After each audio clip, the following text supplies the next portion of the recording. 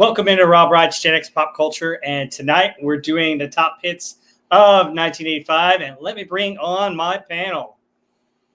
Oh, wow, let's do it this way. How about that? That was odd.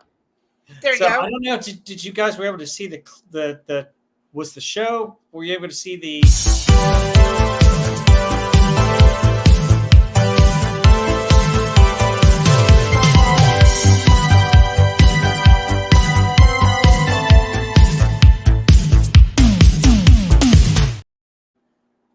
So that was the intro. I don't know if it played right before. So I don't think it did. Yeah. Hey, I'm watching this on two windows actually, so I can see the chat as well. But Yeah. the funny thing is, this window when I'm talking is way the chat is way behind, so it's odd. Yeah, it's got a delay. But anyway, here are my two panelists. We only get two tonight, but hey, we got some great ones. Agent Pepsi 1, hello, how are ya? Oh, doing well. Hello, everybody. Hello, everyone in the chat. Hope you're doing well. Yep. And hey, Heather, how's it going? Hey, everyone. Going good? So, hey, everybody in the chat, welcome. Glad you guys are here. 1985, let's just give an overview. Man, this is an interesting year for music. Before we get to the top 40, what stood out to you guys? I know we were talking before. Oh, my goodness. Lots of movies. Yeah. Lots of stuff from movies and a lot of repeat bands. I thought Wham had a bunch of stuff in there. Bruce Springsteen, not in the top 40, but a bunch of songs from that Born in the USA album were further down the list. Madonna, Sheena Easton had several. Bryan Adams. You could kind of tell there was a lot of repeat artists in the chat. A lot of movies. Miami Vice still.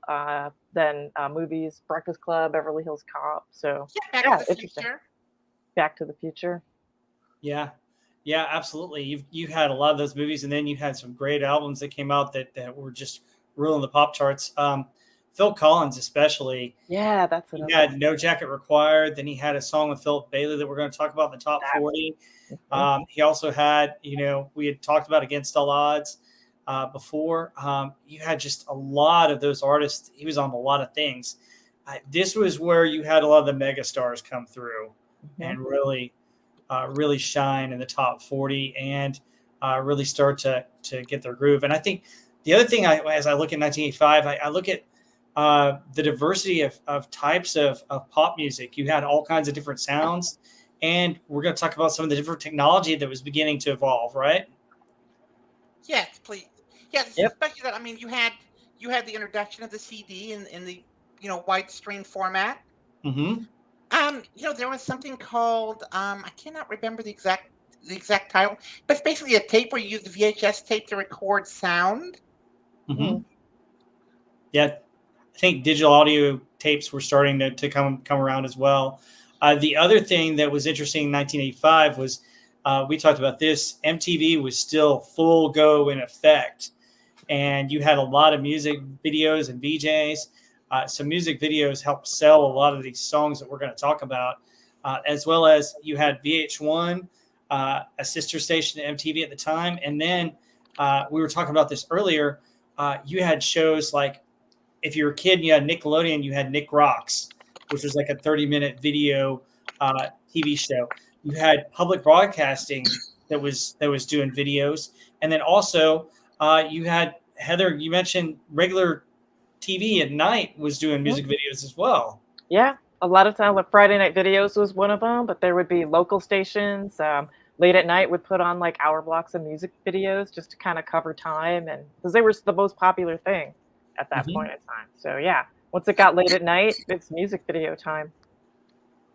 Yeah. And music video directing got to be such a big thing. You get a lot of crossover movie directors or people would kind of make a name for themselves with these music videos that were, a lot of these are pretty elaborate, pretty crazy. Oh yeah. Go ahead. They're like mini movies if you really think about it. And there's so many good ones. And there's so many that are basically like trailers for movies. For example, John Parr's Naughty Naughty. Yeah. I mean, that's a trailer, and I do believe there was a Huey Lewis video. Power of Love. Power of Love that it was for Back to the Future. Back to the Future, exactly. Yep. So when we get to that song, I'll tell you guys more about it. I know a lot about that song. Big Back to the Future fan and big Huey Lewis fan. But let's get in the top 40 and we'll go through these. So the format will go 40 through 31, 30 through 29, 30 through 20, 30 through 21, 20 to 11. Then we'll talk about some of the ones that were in the top 40, and then we'll give the top 10. But let's bring in the slides here. And here we go. This is 40 to 31. We've got the Commodores with Night Shift. We got We Belong by Pat Benatar.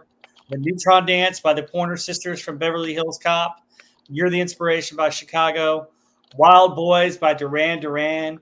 A View to a Kill by Duran Duran again. Sea of Love by the Honey Drippers, which is an interesting band and song.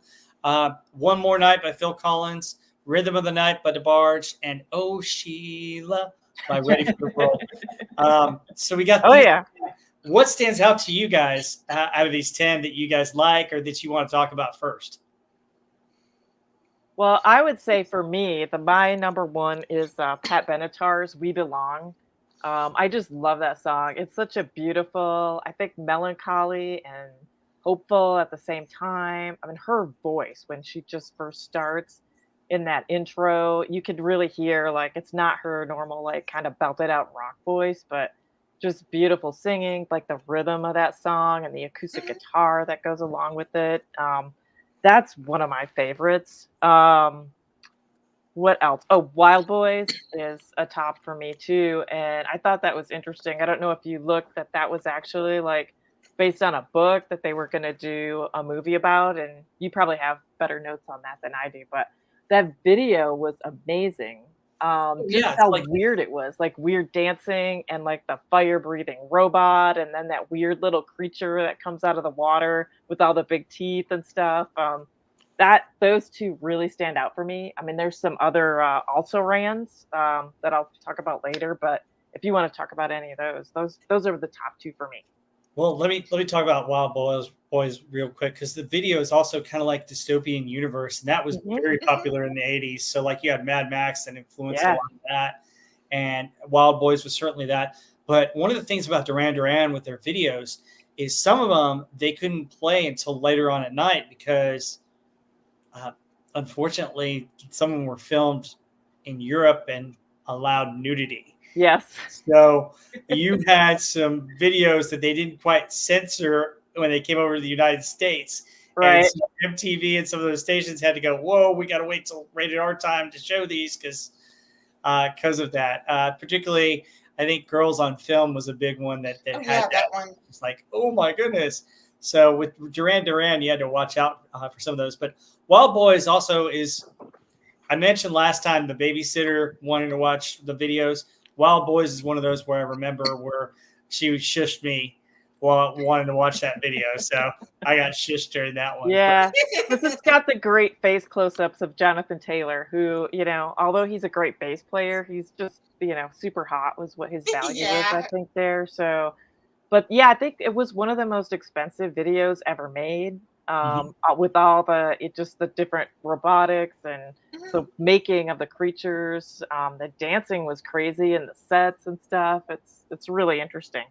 So I like that. A View to a Kill, I like that song too, and not as elaborate, but I heard who's the guy John Barry also helped arrange that song. The composer has writing credit on there, so that's another good one. And I think it's the most popular James Bond theme song, right? Yeah, of all the movies. Yeah, for me, it's A View to a Kill. In fact, I love that movie. Do you know that was Roger Moore's last James Bond movie? And quite frankly, I mean, he was a bit old in the movie to play James Bond. But I mean, I do like Tanya Roberts, who unfortunately, she passed 2 or 3 years ago. At like age 62 or something like that. So, yeah, but I just love that song because I like Duran Duran. And another one on here for me is Pat Benatar. Of course, I'm a huge Pat Benatar fan. Yeah. And oddly enough, the Commodores, Night Shift is such an amazing song. Mm-hmm. And that was the post Lionel Richie days for the Commodores too. Right, exactly. Yeah. Another thing about View to a Kill, it was one of the first Bond themes to go to number one at the time. I think Adele finally passed it later on with Skyfall, but View to a Kill was the first one to go to number one. Yeah. Yeah, I mean, the video's a little cheesy, but if you think about, okay, it's really cheesy, but I mean, okay. But the ending, yeah. Oh, the ending is good. Yeah, for sure. Simon Le Bon. Yeah, I mean, I love that. But you know, some of the stuff up here, like the Pointer Sisters, I'm not a big fan, and I don't. I love One More Night, Phil Collins. I just think that's such a sad, beautiful song, and it's not like his normal intricate percussion. It's just the simple drum beat, simple keyboard, but his voice and the lyrics. And I love that video where it's just him in the bar, the piano and the bartender, and then just kind of how he walks down the street, out of the bar and down the street all alone. It just has such a loneliness to it, and goes with the song. I really love that song. I think it's beautiful. You should remember that Phil Collins was a drummer, and playing drums and singing at the same time. I mean, my hat's off to him. I mean, that is, you have to give somebody respect to do that, and there are not many that do. I mean, there are not many drummers that sing. Yeah, absolutely. True. This was off of No Jacket Required, and it came out, and this was one of the first hits off of No Jacket Required. There are a couple of other hits that didn't quite make the top 40 that we'll probably see in 1986 because they came out later in the year. I think Studio is one of those that started to climb late in 1985, early 1986. So I know somebody asked about Studio, Lombardi, 1969. I love One More Night. I mean, it's just a very pretty song, very melancholy. It is. I know, Chicago is hit or miss with either you love it or you just get annoyed by it with You're the Inspiration. But I think this is the last album that Peter Cetera was on with Chicago before he left. Yes, I mean, that's true. But if you really think about it, Chicago was going downhill because Peter Cetera and the rest of the band were having like creative differences. Mm-hmm. In 1984 you had Chicago 17. And if you think about it, that itself was a departure from their usual sound. Mm-hmm. So this is just more of the departure, and I think after this they just said enough. Yes, absolutely. Yeah, that basically Peter Cetera wanted to go his own way, and my understanding is that he may have taken songs for his first solo album, which I think came out in 1986 and featured that hit from the Karate Kid. Some of those songs on that album were songs that he originally would have given to Chicago had he stayed. So I don't know for sure, but that's what I've always heard. So, I mean, it's interesting. Some of these other albums. So the interesting band in here that nobody really has heard of or talks about is the Honey Drippers. Yeah. Does Robert Plant. Robert Plant. Yeah. So it's Robert. No, I love that song, Sea of Love. And I like the original too. It's like an old 50s song, isn't it? Yes, it is. It is. Yeah. Yes. Robert I like both versions. Yeah. Do you know the story, Heather? Do you want to tell it? No, I don't know the story. Go ahead. Okay, so Robert Plant basically, after Led Zeppelin kind of dissolved in 1980, is around when they dissolved because John Bonham had died. He had really drank too much and kind of passed out and died, unfortunately. It's so sad that we lost him because he's one of the greatest drummers of all time. But when Led Zeppelin broke up, Robert Plant wanted to go back to kind of his roots and kind of the 50s music that he enjoyed singing back then, the R&B kind of stuff. And occasionally Jimmy Page would join him in this band, the Honey Drippers. And occasionally John Paul Jones would even join him. So this is what he decided to do after that. And he had the Sea of Love and a couple other hits. So, and it shows his voice because in Led Zeppelin, he used his falsetto a whole lot. And I think the uniqueness of Sea of Love is that he's not using the falsetto. Yeah. and he's just singing in his normal singing voice, which is Mhm. different from Led Which Zeppelin. is good. He has a good voice, and in does Led very Zeppelin, much. he puts a lot of that scratchy grit into his voice, and Mhm. here he sings it clean, so you do really get to hear his voice a little more than you normally do. Yeah, Yep. but I mean, this is also contrast with his, was it 83 when he did Big Log, Mhm. which is an amazing song, but I mean, it's a complete contrast to that. Yeah. Yeah. Absolutely. And then I think you have the Barge, which became El DeBarge afterwards. Rhythm of the Night was a popular song. Just had an interesting little reggae beat to it. And then Oh Sheila was played all the time by Ready for the World. I think SP4H said he was a big fan of DeBarge. You have to Really?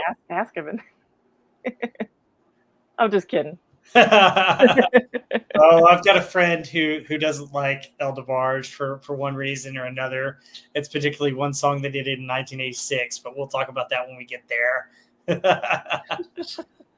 But are there any other notes or any other parts of the songs? I will say that the Neutron Dance, the Pointer Sisters, is from Beverly Hills Cop, and that soundtrack was huge.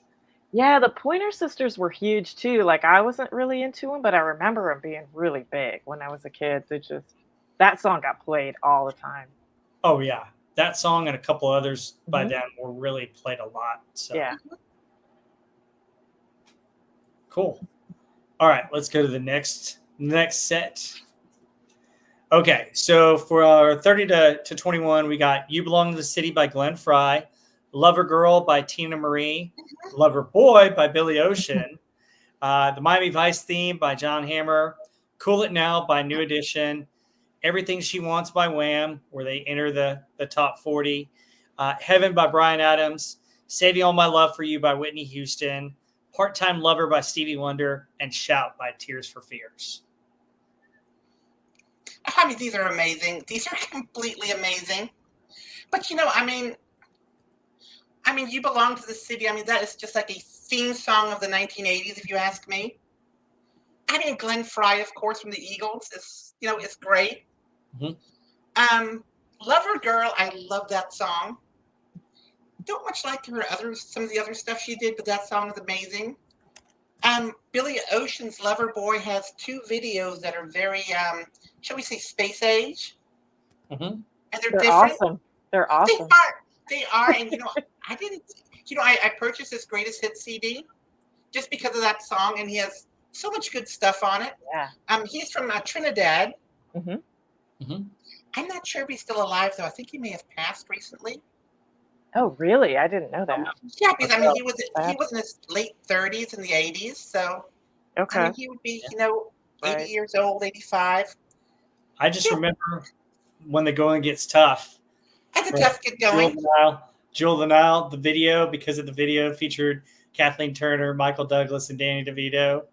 Right. Oh yeah. I don't know if you that's probably going to be in 1986, or 87, but I just remember that song too. So yeah, but of all of these, I think for me it's Stevie Wonder, Part-Time Lover.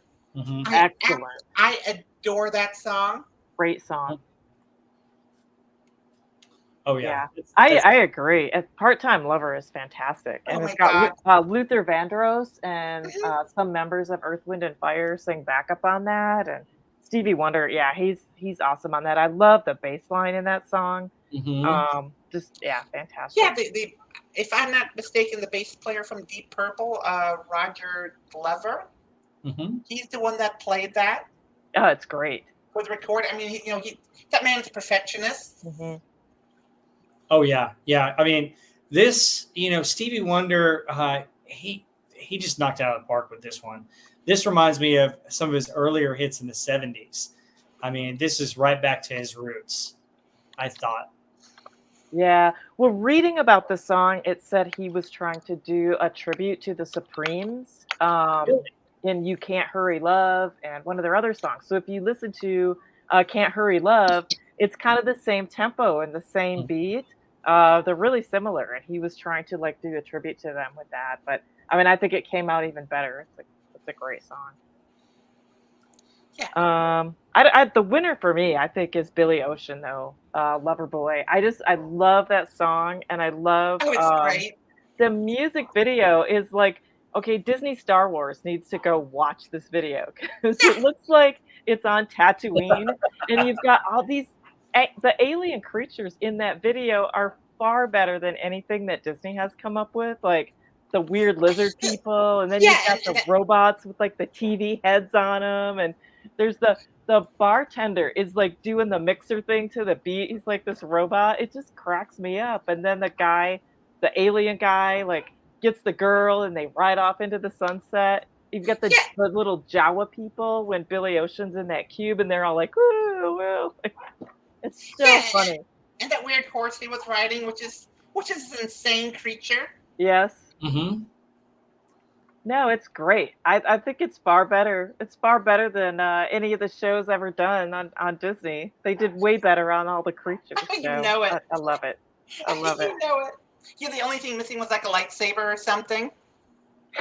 Yeah, Yeah, exactly.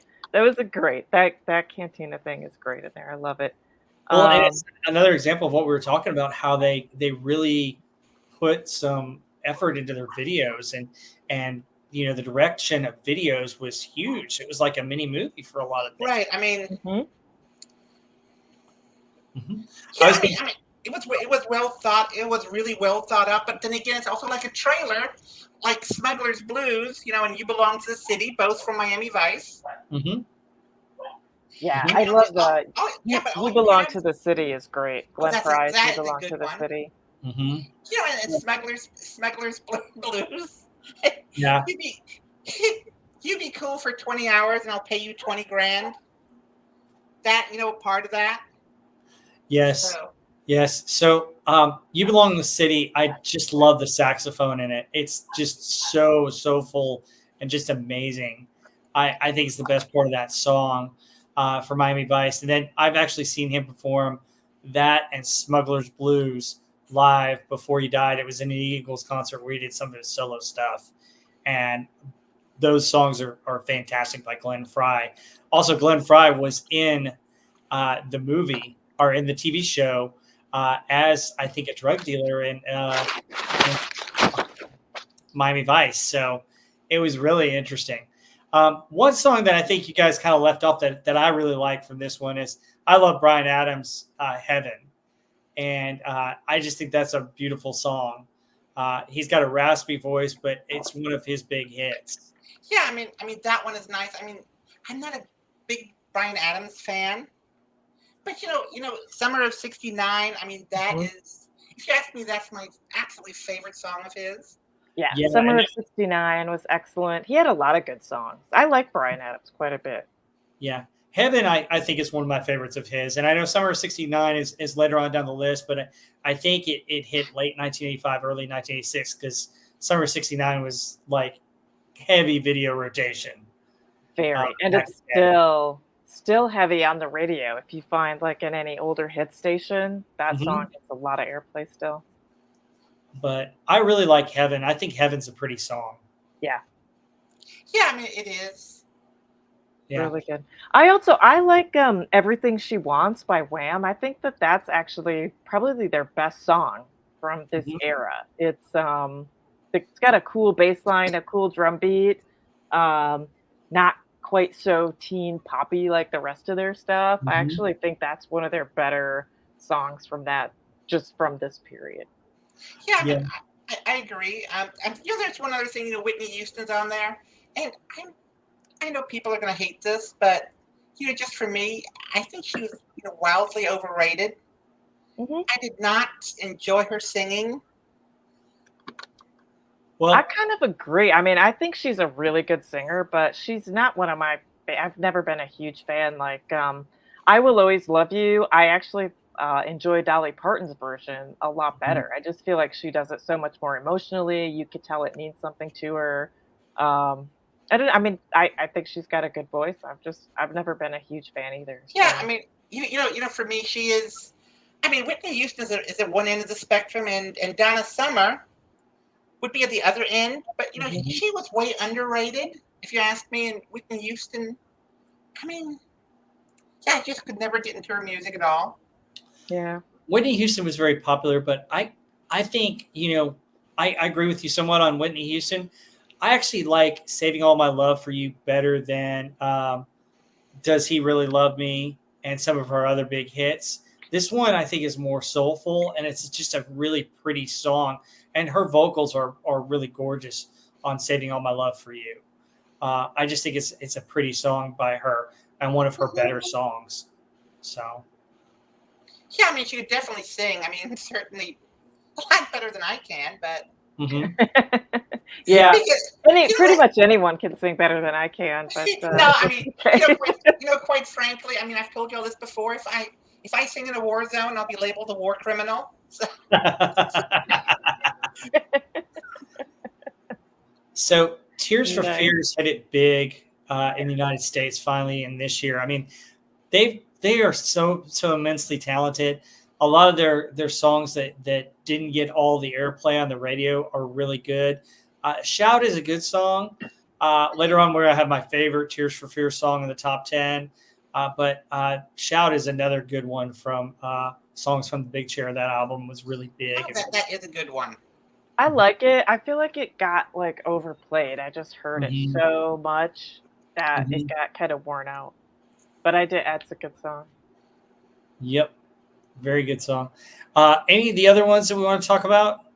Well, I mean, I have one thing to say about Tears for Fears, Shout. I think if they would have released this song, say, in 1981, 82, I think it would have been even bigger. Because if you think about it, the style of music they made is very similar to something like Ultravox, for example. It's a very pop style. Kajagoogoo is another one. It's in that style. And I think if they would have done that 2 or 3 years earlier than this, I think they would have been, much higher in the charts. Absolutely. I think, New Edition's on here and that song is interesting, Cool It Now. And I think New Edition is one of the beginnings of kind of the boy band era from the 80s that really got popular in the early 90s as well. I think primarily because if you listen to the song, he sounds a little bit like Michael Jackson. Yeah, that's true. Yeah, I could hear Yeah, that. I mean, It did start that boy band trend. I think that New Edition stuff, that's where you first get that, we can make these boy bands kind of thing. But yeah. Yeah, but I mean, you have. No, go ahead. Oh, I was going to say you're going to have to make them with some talent. And, many of them were kind of lackluster. If you ask me, New Edition. Well, you would usually have one person that could sing, and then they could teach the rest how to sing backup or do something, Yeah, but I mean, New Edition. This is going to sound strange, but it reminds me of that '70s German band, Boney M. Where you had the front man who was doing that. You had the front man who was doing that crazy dancing, and he was supposedly singing. But I mean, he never sang. Right. The backup singers that did all the singing. So I mean, this is what a lot of these boy bands remind me of. The Rasputin song was hilarious by Boney M. We're getting off topic, but yeah. Daddy Cool. Yeah. I think at New Edition, though, those guys could sing because didn't 3 of them become Belle Biv DeVoe later? Yeah, they became Belle Biv DeVoe and Bobby Brown. I mean, I do think all of them could sing. But, I mean, I don't really like it starting the boy band trend. It's kind of goofy, but whatever. SB4H in the chat was saying One Night Love Affair, which is a great song by Bryan Adams. Oh, yeah. That's a great song. Yes, that's a great song. It didn't make the top 100, but yeah, I love that song. Love that it's one. Also featured in another movie. Yeah, he also said Reckless is a great album, and he's right. He's 100% right on that one. Yeah, Reckless and Cuts Like a Knife are probably Bryan Adams' albums. Yeah. I mean, Cuts Like a Knife Bryan Adams just rocked it, and so I mean, Real Genius is the movie I was thinking of that song that he mentioned by Bryan Adams is in One Night Love Affair. So you'd be amazed if you go back in through your 80s movies during this time period, how many of these songs were used in movies because they got extra royalties for those. It just was amazing. So, all right. I'm cracking up again. Sorry, like in the chat, SP4H on Boys to Men, ABC, BBD, the East Coast family, like rapping. Oh, that says family. Okay. Oh, my eyesight going bad. You know that a little too well. I'm scared. Yeah. All right. Okay. Anybody else? Any other thoughts from these 10? Nope. All right. Yeah, Let's move to slide 3. So we're going from 20 to 11. So you've got the famous "We Are the World" that a whole bunch of singers got together and sang. "The Heat Is On" by Glenn Frey. Yes. "Almost Fire," "Man in Motion" by John Parr. "Cherish" by Kool and the Gang. "Don't You Forget About Me" by Simple Minds. "The Power of Love" by Huey Lewis and the News. "We Built This City" by Starship. "Can't Fight This Feeling" by REO Speedwagon. "Easy Lover" by Philip Bailey and Phil Collins. And "Every Time You Go Away" by Paul Young. Oh my God, so many good ones. Mm-hmm. I mean, so many good. Okay, let me start off with one that's terrible. It's a USA for Africa song. Oh. I hated that. I hate that song. Okay, let's. Yeah, but I mean, everything else on here, "Easy Lover" is an amazing song.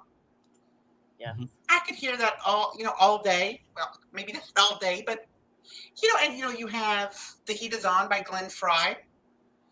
And Beverly Hills Cop is an interesting movie, although it's more of a comedy than anything else. But St. Elmo's Fire, I mean, that's amazing. yeah, great music. Mm-hmm. Absolutely.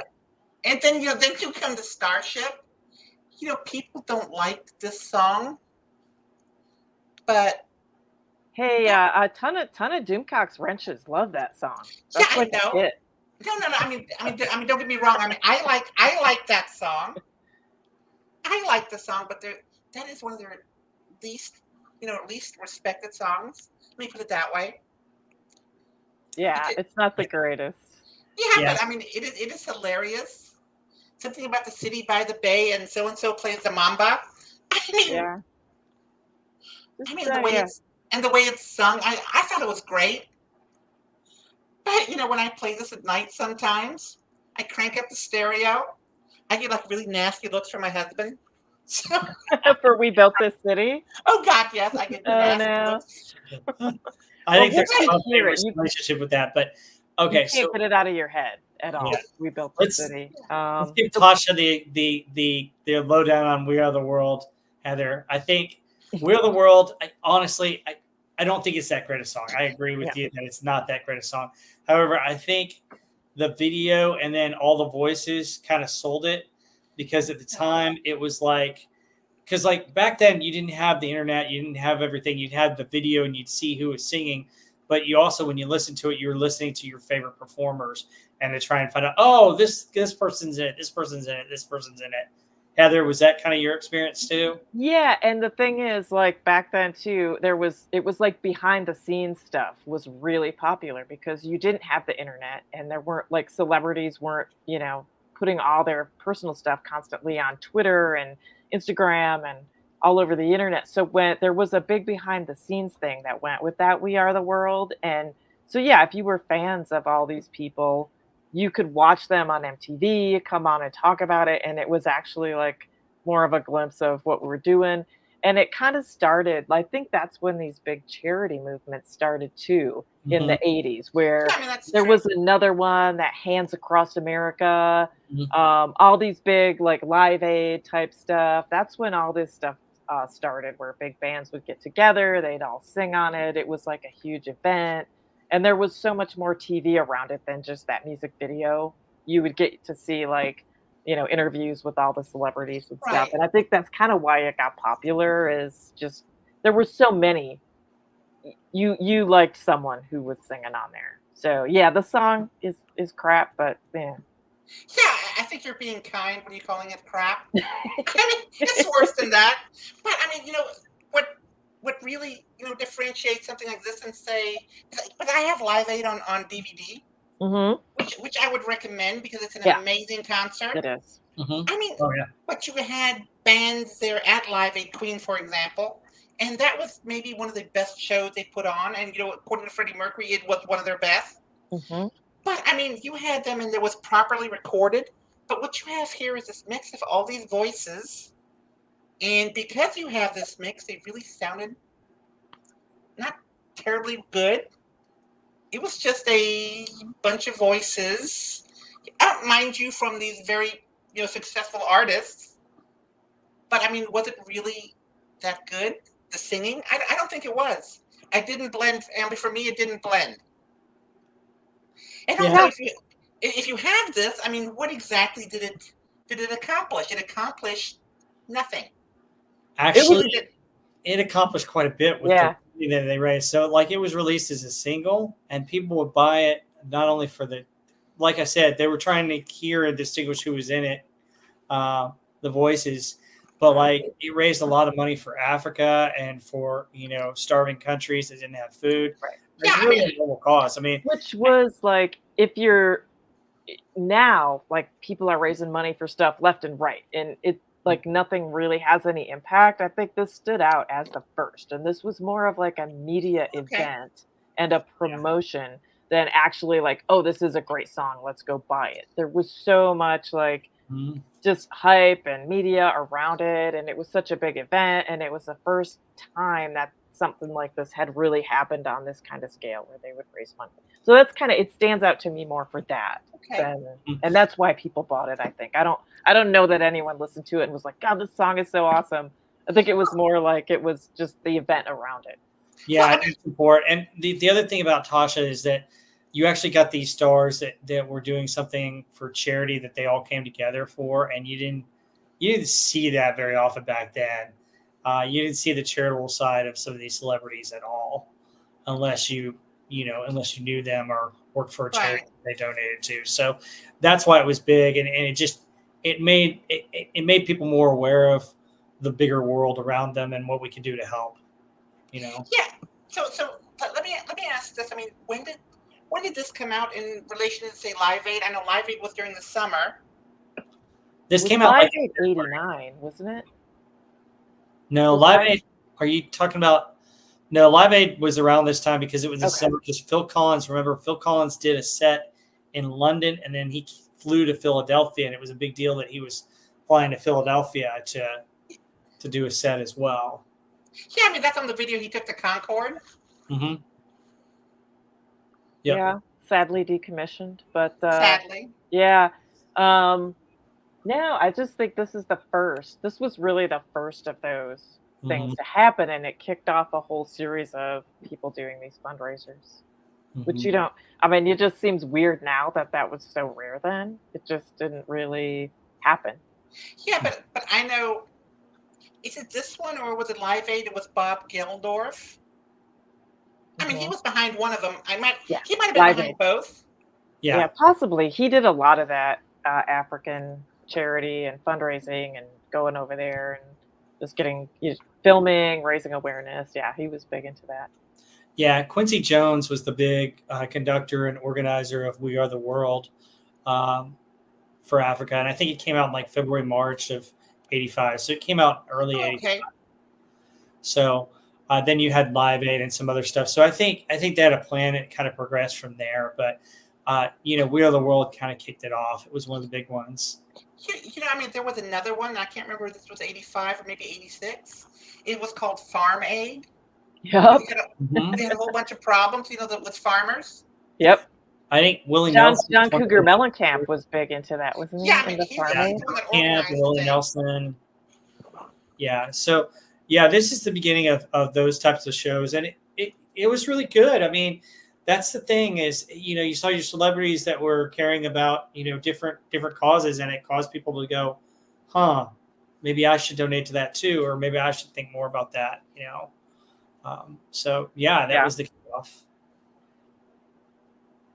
Yeah, what else in this? Oh, I like REO Speedwagons. Can't Fight This Feeling. I know it's kind of cheesy and overplayed, but I thought it was a pretty song.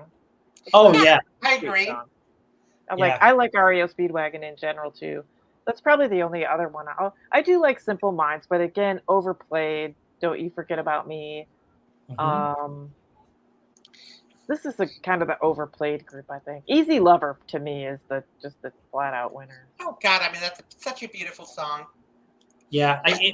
I love Easy Lover. I think it's so great with Philip Bailey and Phil Collins. I mean, the way they trade off lyrics, it's just fantastic. The video's a lot of fun too because it was Yeah, I like love it. of it. But So I Philip saw. Bailey, that song was because Philip Bailey was in Earth, Wind and Fire. This was his Mhm, solo album, and Phil yep, Collins was producing it. And mhm. he didn't plan to do a song on the album. Philip Bailey just asked him when they were done with the recording sessions.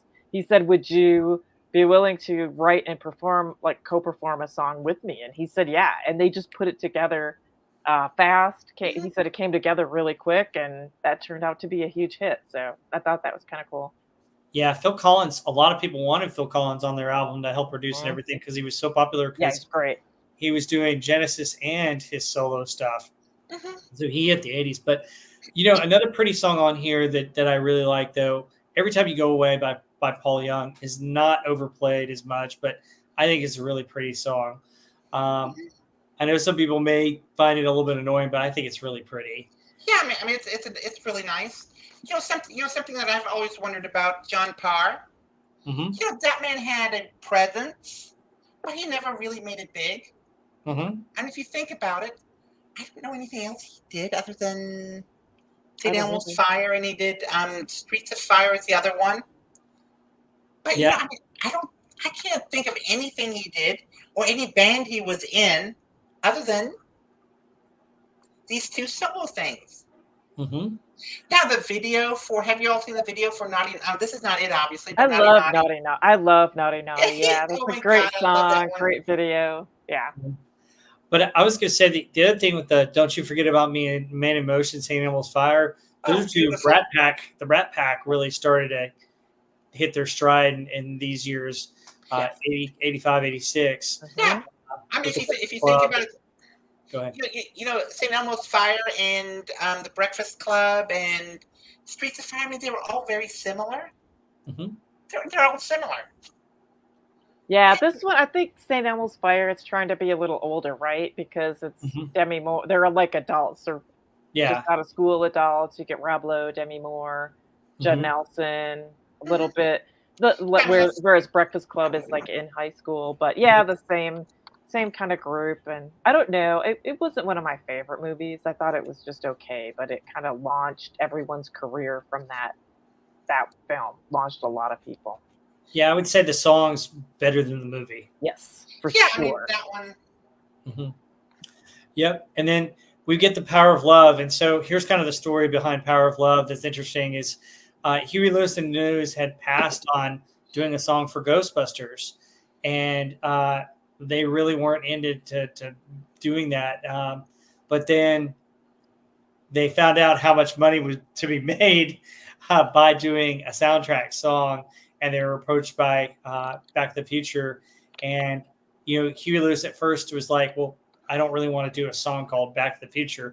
And they were like, no, it's okay. In our story, Bob Zemeckis said that the main character, Marty McFly, would be a fan of Huey Lewis and the News.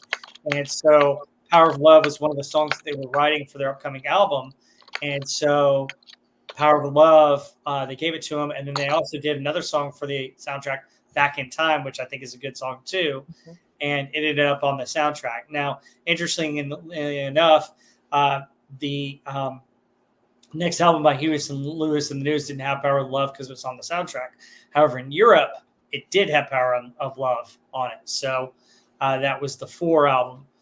So if you get the European version, apparently it's got Power of Love on it. So that's the interesting Huey Lewis and the News story. And then the clip I put in here, of course, if you guys don't know already, spoiler alert, but in Back to the Future, Marty McFly plays part of it, and the principal who tells him it's too loud is Huey Lewis. Yeah. So, I did not know that.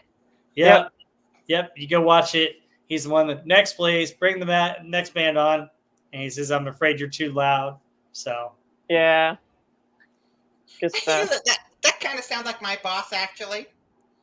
Oh, really? Yeah, I mean, he's always yelling at students in the hall because they're being too loud. Nice. Oh, that's hilarious.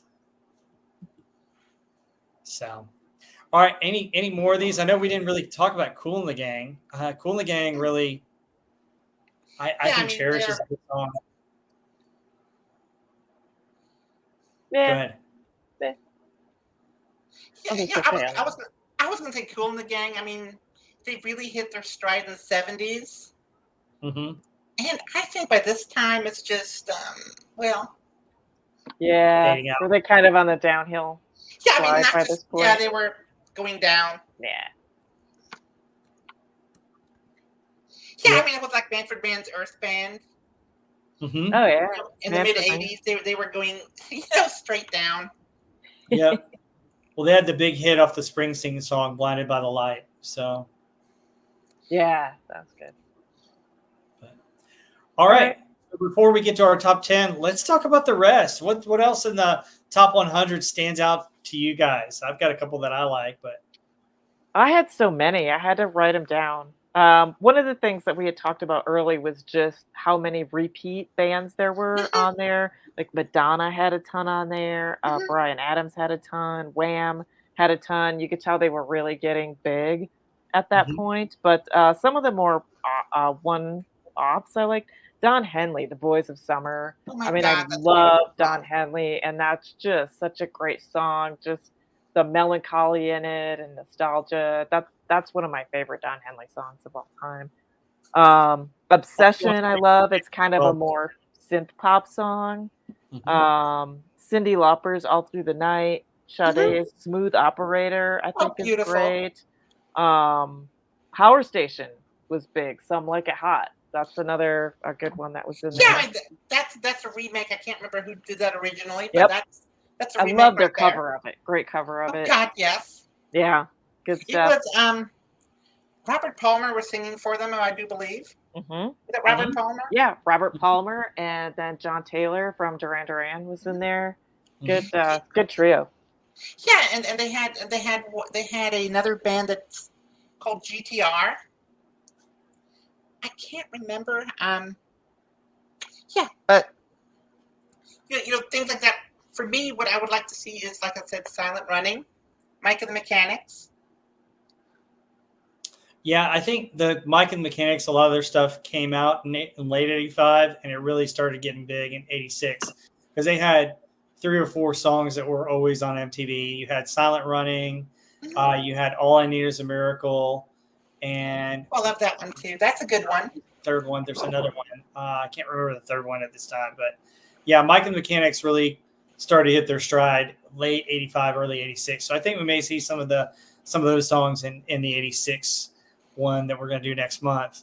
Another Oh, man. really pretty song on here that didn't make the top 40 was Survivor with The Search Is Over, Oh yeah, I mean Yes. that's which I Yeah. think that's a really pretty song. Um, you've got Billy Ocean has another good one, Suddenly, which is Mhm. really pretty. mhm. Yes. Uh, Love that.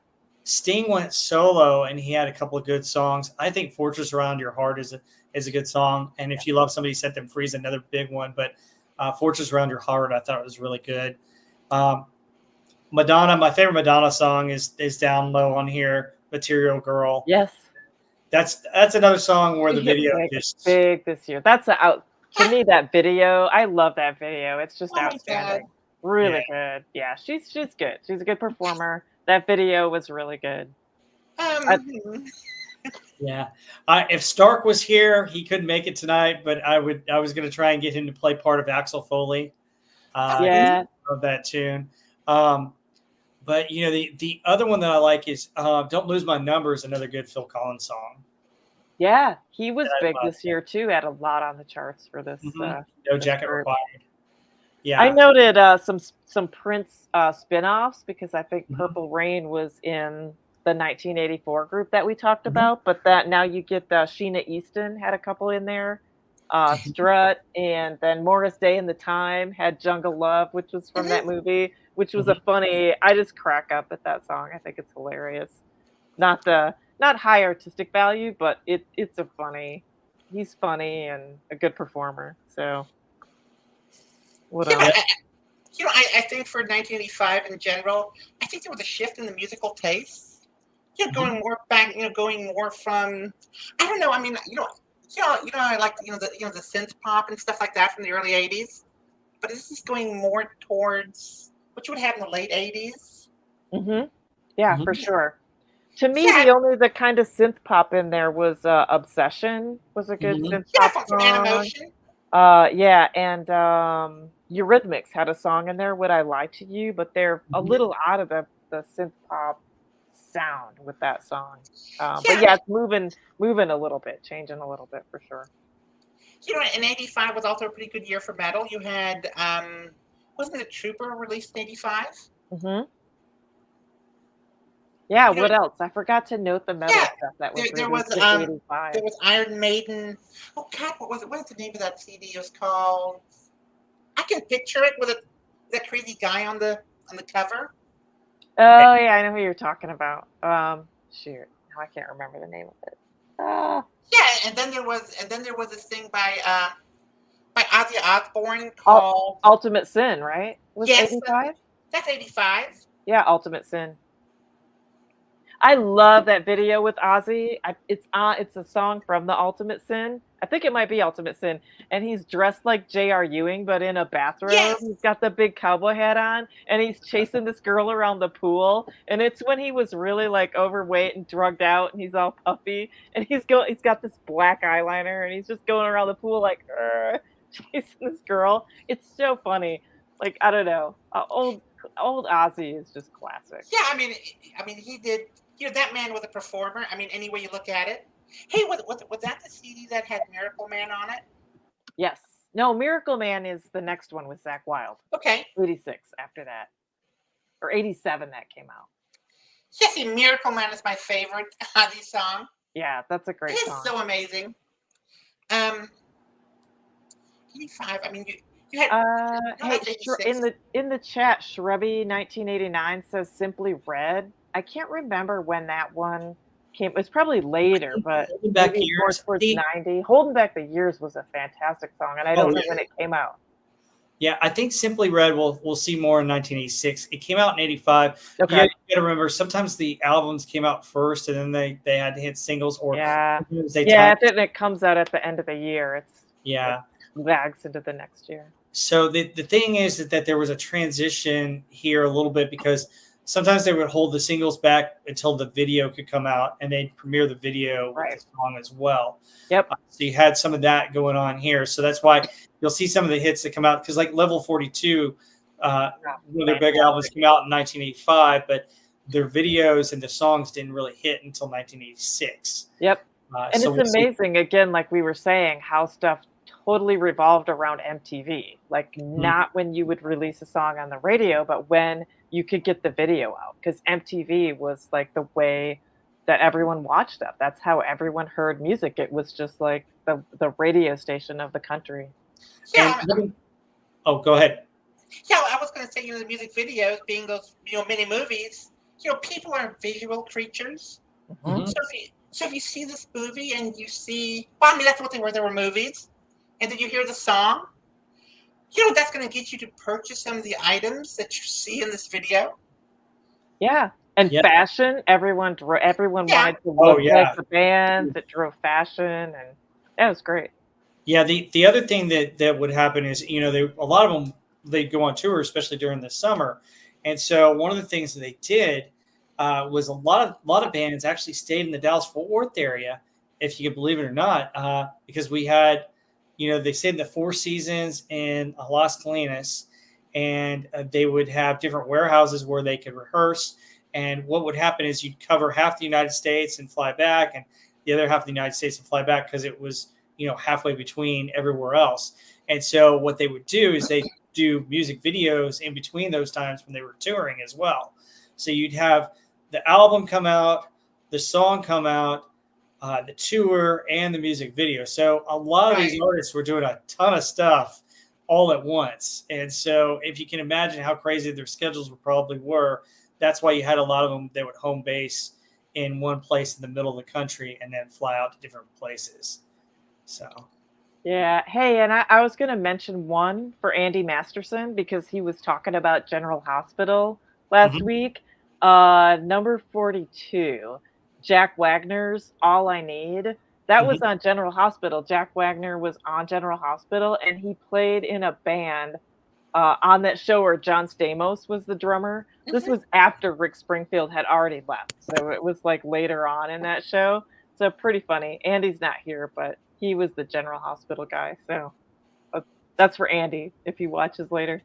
Yeah, and we can't forget a couple things. Bruce Springsteen was huge, and Born in Yeah. the USA was another big one.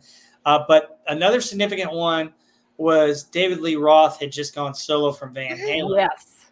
and you had him do a Beach Boys classic, California Girls, Yep. and you had his whole interesting shtick that he did. He was another great performer, Mhm. where you had the Dave TV videos. Yep. So Yes. California Girls was part of that, and he had a whole series. So Yep. he did kind of like, it was similar to what ZZ Top did, where ZZ Top had videos that were related to each other. David Lee Roth did Right. that with some of his solo career and some of his videos, and he did a takeoff on MTV and Dave TV, Mhm. and this was one of the songs for that. So, Yeah, And he had the amazing Steve Vai as his guitar player. oh Which, yeah, if you're not going to be with Eddie Van Halen, Steve Steve Vai is not Vai. bad. Oh yeah, absolutely, absolutely. Yeah, David Lee Roth was such a showman. I think he was the reason why Van Halen was so good because of the way he would show off, and he did have a good voice. I think he's good. I do like Sammy Hagar too. So yeah. I mean, too. yeah. There is on YouTube. There's actually a special that where Sammy Hagar talks about the beginning of the Hagar days Mm-hmm. with a Van Halen. I recommend watching that. That is so Mm-hmm. good. Yeah, it is.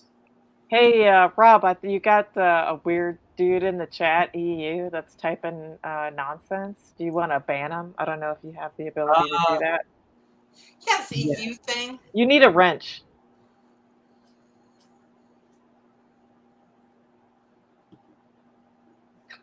It's got like nonsensical stuff in the chat. Did I got him? I thought I got him right. Okay. Yeah, I hope so. Maybe I'll stop now. I can't tell. I'm used to being a wrench, so it's not the. I'm like, oh, I need to delete this guy. And then I'm like, oh, I can't. There we go. I think I got him. Okay. Hope I didn't ban somebody else that. Okay. Ban the wrong person. No, it was that. Oh no, I did. Hang on. Uh-oh. How do I unban somebody? You can click on their name. You can unban them. Click on an earlier comment. Oh, good grief! I'm sorry. All right, continue while I try to find. It looks like he's gone. So you hit him because all his comments are gone now. Yeah, it's a good thing. It was just nonsense. You got him.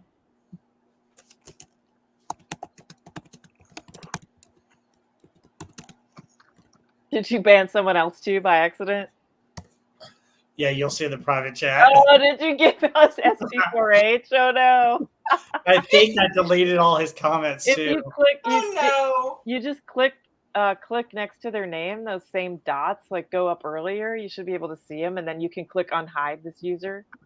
I can't find it. Hang on. I'm doing it. Hang on. God. My bad. I'm sorry, SB4H. He understands. Trust me, we do it by accident a lot in Dimcock's chat, and then we're like, oh crap, we banned someone. How do we get it off? You gotta. Yeah. He's plotting revenge, Robert. He's plotting revenge. He'll probably ban you on PCB. You're done. No, I heard some other things about PCB, but we'll talk about. So how do I unban him if I've already deleted his comments? Oh no, you can click on him and say unhide this user. Scroll up to where you should be able to still see his chats. Even though you've banned him, you'll still be able to see his chats. If you scroll up that knock on the door and click on his name and then unhide him.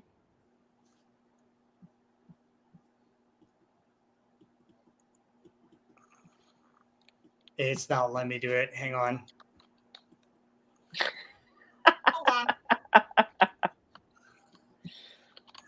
I need to make somebody a wrench. You need to make, yeah, you do, Rob. You need a Hey, wrench. I was just gonna ban that guy, but then I was like, oh shoot, I can't do it. I don't know.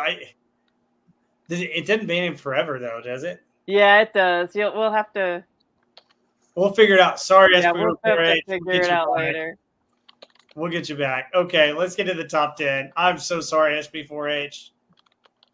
If you go to participants, he's listed in there too, because he's still listed for me. So you should be able to. Where's the participants?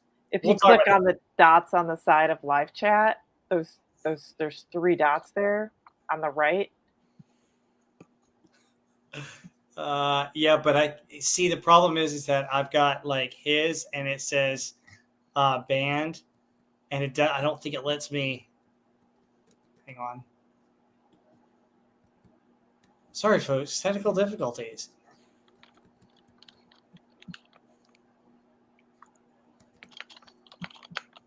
You can't. If you can't figure it out, you'll have to ask Doomcock how to unban people. Okay, I'm sorry, SB4H. Yeah. I didn't mean to do that. All right, let's get to the top 10 and we'll figure this out afterwards. All right. Okay, so top 10. All right, so here's who we have for the top 10, and it's a wham dang banger of a top 10 here.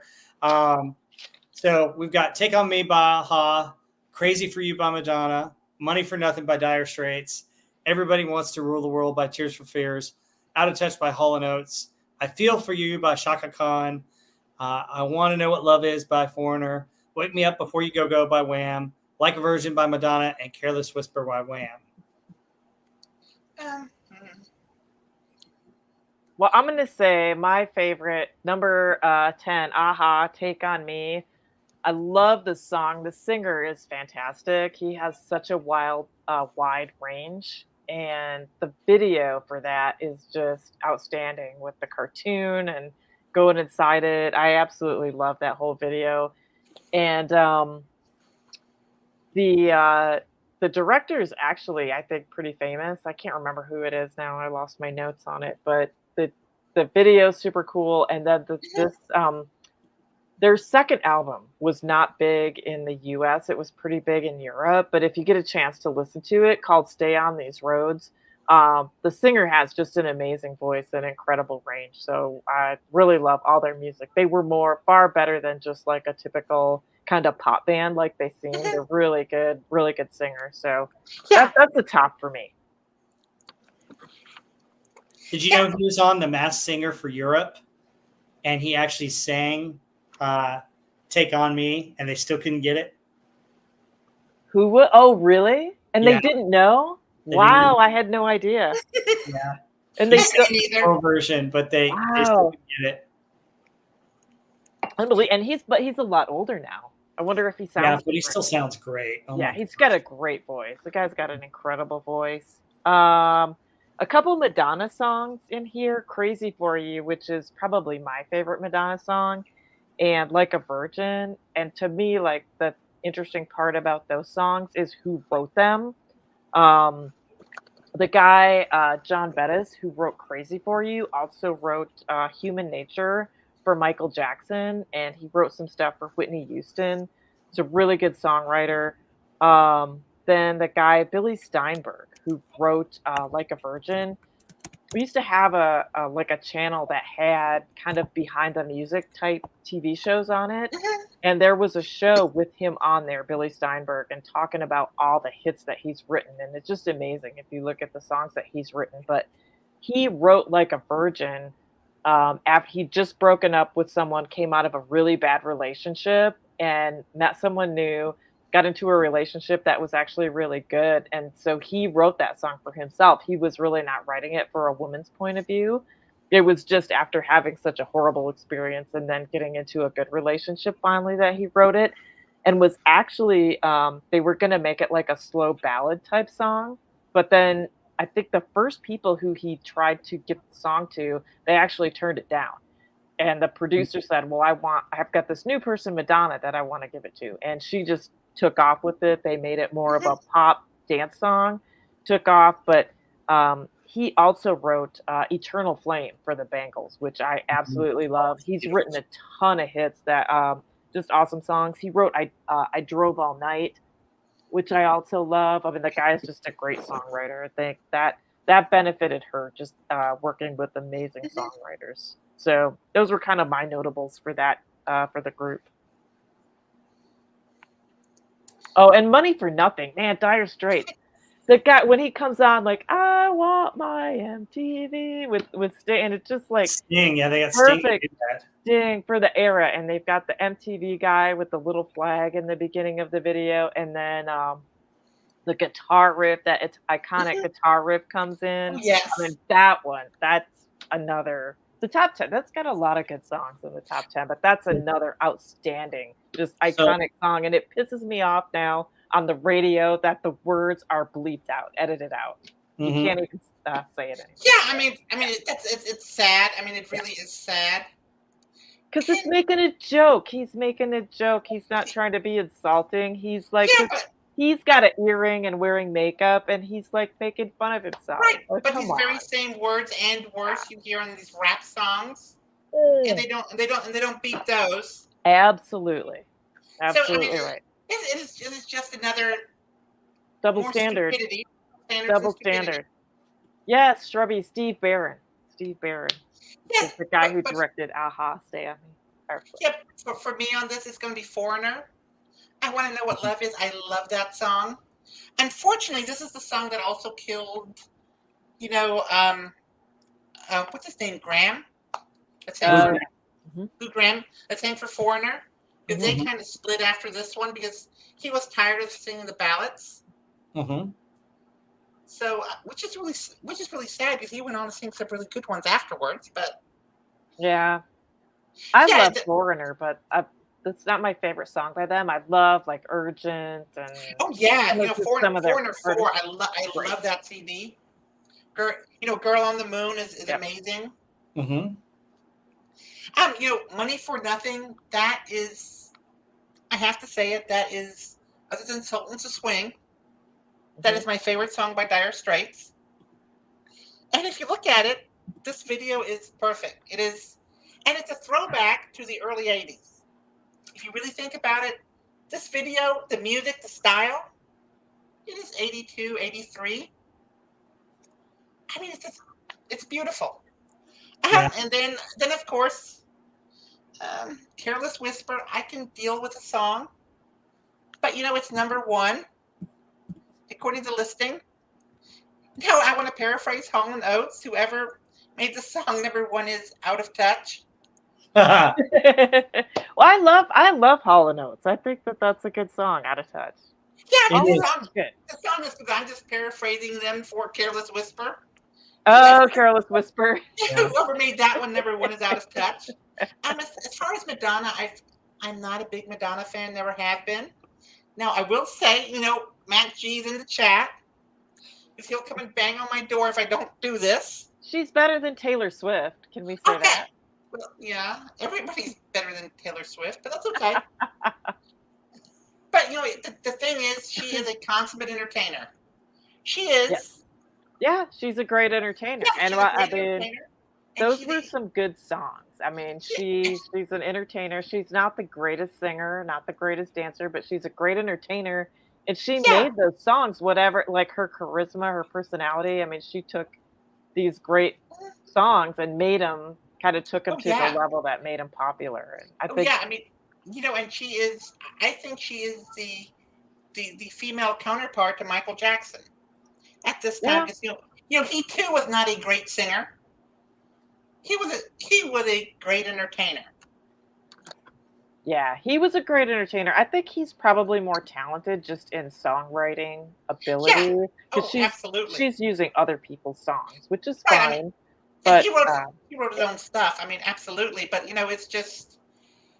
I think her fame was. I think it was too much for her, and she changed.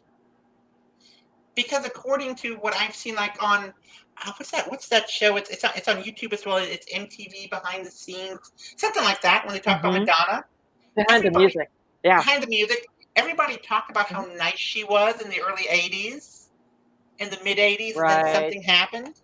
And today, nobody really wants to work for her. Well, she Weird. got kind of Yeah. wild. It was kind of her Weird. thing to be outlandish to get attention, and I think that kind of wore off pretty fast, and that's the problem.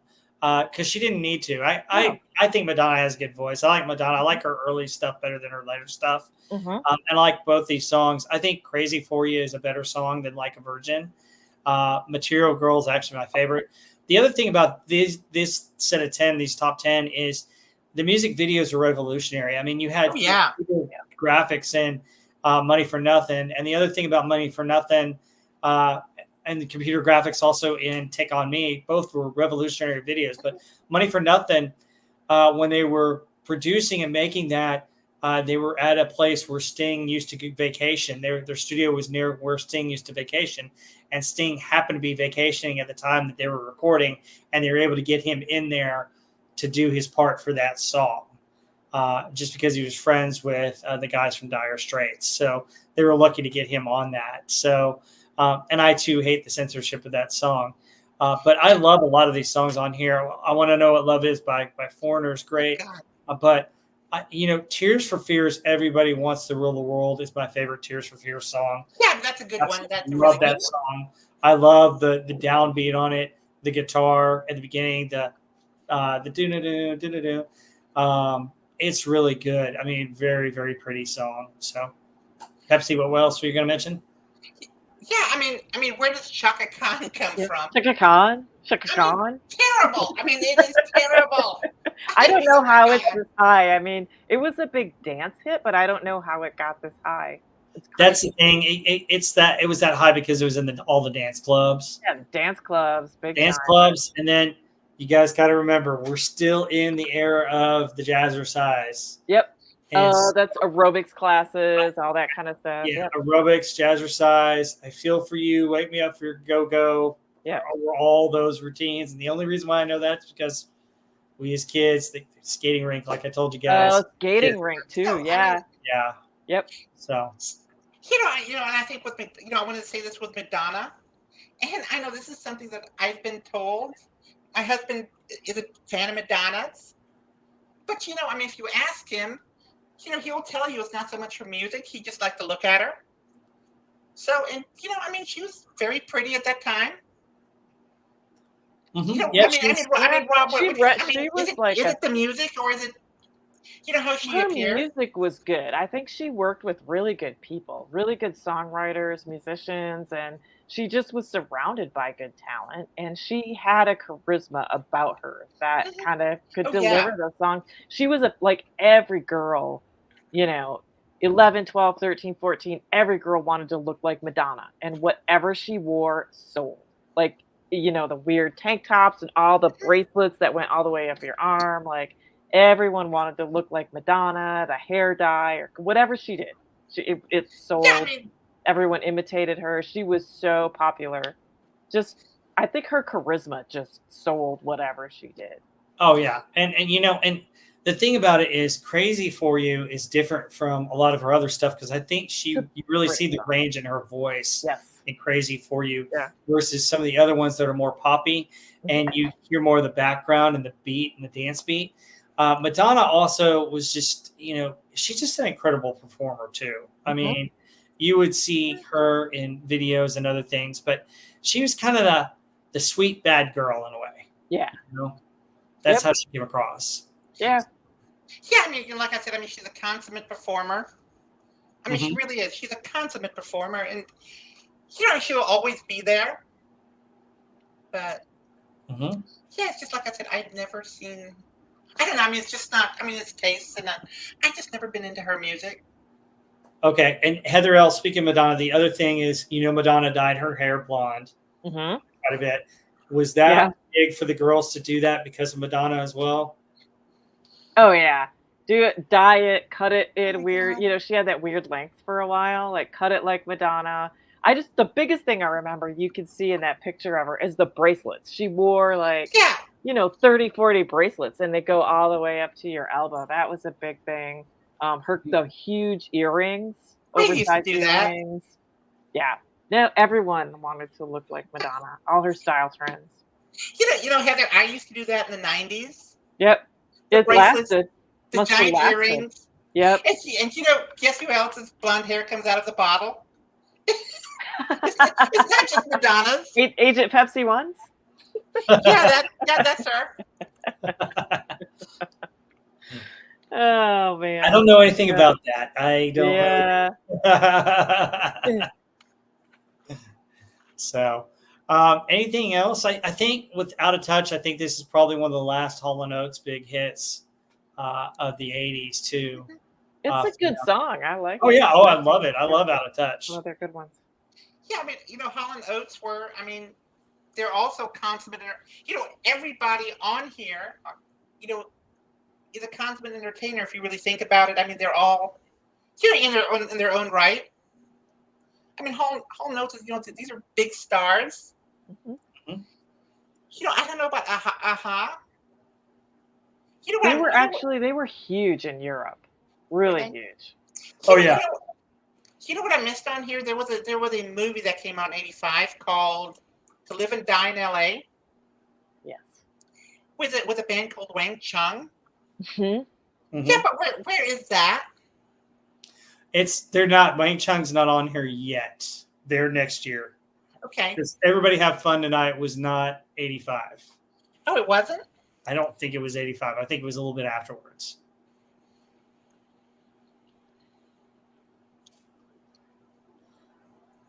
Yeah, but I can highly recommend that movie though. I love that movie. Yeah, me too.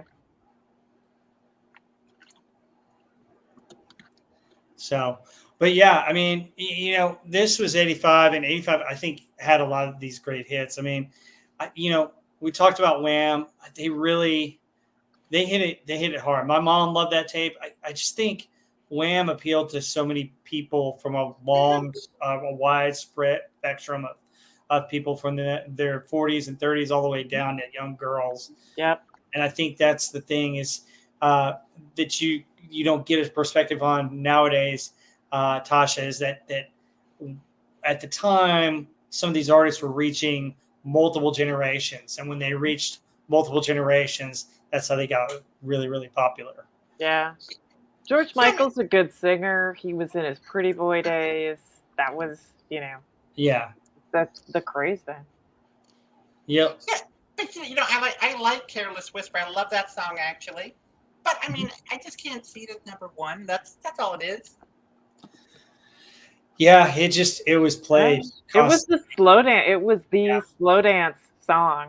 At school dances, out. You're out. It was a big video. It was they were just huge. Wham was huge, and when they hit, like every song hit that they had on that record. Yeah, I mean, it was just huge. Huge. All right, well, that almost wraps up 1985. Anything else about 1985 that you guys want to mention or say, or any other artists? Yeah, I think we hit them all. What else on my? I think that's it. No, I think we got them all. Perfect. Okay, so let's end it a little bit here. Agent Pepsi One, anything you got going on or coming up that you want to talk about or plug? Well, not so much that I want to plug. I'm still doing my retro channel, but I have a week left until my Hellions. Well, I have to go back to work and the Hellions come. So pray for me. We're praying for you. Pray for brutal. Me, please. It's brutal. Oh, goodness. I've been doing nothing but cussing for the last week and a half. They go back too early these days. They do. It used to be after Labor Day. Now it's just it's too soon.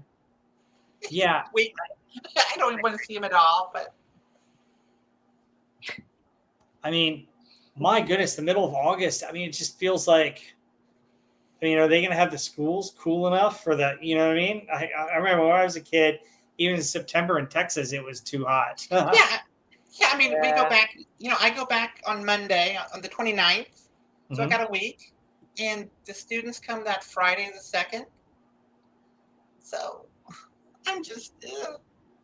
I don't want to go, but I'm just looking forward to another school year. Yeah. Heather, do you have anything that's coming up that you want to talk about other than Doomcocks? No, nothing going on for me. Just I'll always be Wednesday night and Friday night in Doomcocks chat, but and here probably right next month when we do another one of these. Yep. Next month we'll do 1986, but yeah, Doomcock. We've got we may or may not have Pop Culture Breakdown on Wednesday. We're supposed to do The Abyss, so Yes. because he's on vacation. So well, hopefully he sticks to it. But He needs to. either way. but if he needs vacation, we'll make that his call. But I mean, he needs like 2 weeks. He really does. oh Needs yeah, vacation out on the beach someplace. I mean, maybe yeah, sitting on top of a mountain. Yeah. one of those two. Well, But what anyway, can we for my show, I've got a couple of videos that are going to be coming out. I'm doing a couple of YouTube shorts, but I'm going to be doing The Karate Kid and then Blade Runner are my next 2 movies that I'm going to. Oh, nice. So Good stuff. cool stuff. What I'll do with Blade Runner is I'm changing it up a bit. I'm going to try and do shorter videos where I just talk about why I like the movies, and then I'll do like YouTube shorts with facts, and then for Blade Runner, what I'm going to do is I'll do a review of the movie, but then I'm also going to do a segment on why I think Deckard's a replicant. So, which version? of which Blade version? Runner? I've got all 3 versions. Yeah. So I've got the final cut. And, I went and saw the final director's cut in the movie theater, and I actually got to meet Ridley Scott, and he told me some things. So that'll be part nice. Yep. He told you that Deckard was a replicant, right? I mean, that's his. Yep. That's what he's always said. So. And he fully explained it to me. So it's pretty cool. I'll explain that in the video. But cool. Anyway, thank you guys for coming on here. And this was the Hits of 1985. SP4H will work on getting you unbanned. I'm sorry about that. It was an accident. I hit the wrong person. But we'll work on that. And we'll see you guys next month when we do 1986. Looking forward to it. Bye. All right. Bye, y'all. See you guys. Thanks for coming.